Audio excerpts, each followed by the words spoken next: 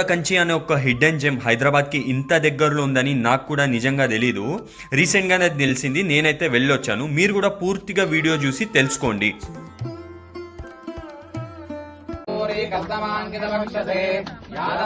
కంచిలో శ్రీదేవి భూదేవి సమేత శ్రీ ఆదినారాయణ స్వామి వారి స్వయంభూ దేవాలయం, అలాగే ఒక శివాలయం కూడా ఉన్నాయి.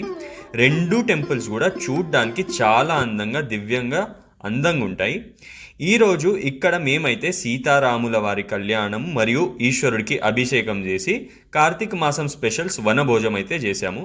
ఇంకా డీటెయిల్గా కోడకంచి క్షేత్రం యొక్క మహిమ, చరిత్ర, ఇంపార్టెన్స్ని ఆలయ ధర్మకర్త గారు వారే వీడియో ఎండింగ్లో వివరిస్తారు. లాస్ట్ వరకు తప్పకుండా చూడండి. నా పేరు అల్లాని వెంకట మల్లికార్జునరావు. నేను ఈ ఆలయ ధర్మకర్తను. అయితే సుమారు ఈ ఆలయం 1000 సంవత్సరాల క్రిందట మా తాతగారు నిర్మించబడింది. ఇది ఏంటంటే మన తెలంగాణ కంచి అని అంటారు. ఇది ఎక్కడ ఉందనంటే జిందారం మండల్ కొడకంచి గ్రామం, సంగారెడ్డి డిస్టిక్ లో ఉంది. ఇది ఏంటంటే మనకి కంచిలో ఏ మడికట్టు సాంప్రదాయం ఉంటుందో అదే మడికట్టు సాంప్రదాయంతో ఇక్కడ మనకి పూజలు నిర్వహిస్తారు. అక్కడ బంగారు బల్లి, వెండి బల్లి ఎట్లా ఉంటుందో ఇక్కడ కూడా బంగారు బల్లి, వెండి బల్లి ఉంటుంది. ప్రతి సంవత్సరం మనకి మాఘమాసంలో ఇక్కడ బ్రహ్మోత్సవాలు జరుగుతాయి 10 రోజులు. అది స్థల పురాణికి కిందకి వస్తే ఏంటంటే 1000 సంవత్సరాల కిందట మా స్వామివారు మా తాతగారి కళలోకి వచ్చి నేను మంబాపురం అనే అడవిలో ఉన్నాను అని చెప్పడం జరిగింది. అక్కడి నుంచి అక్కడికి వెళ్ళి చూస్తే స్వామివారు శ్రీదేవి భూదేవి సమేతగా చుట్టలో వెలిసి ఉన్నాడు.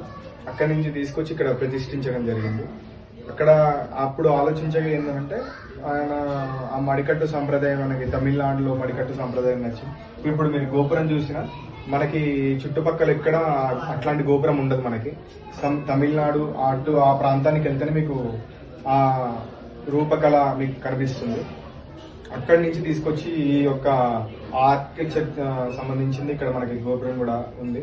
ఇక్కడ ఏంటంటే మనకి కంచికి పోకపోయినా కొడకంచికి రావాలని చెప్పి మన తెలంగాణలో సామెత ఉంది. ఇక్కడ మన బ్రహ్మోత్సవాల టైంలో మన రాష్ట్రం నుంచే కాకుండా ఇతర రాష్ట్రాల నుంచి కూడా వస్తారు భక్తులు.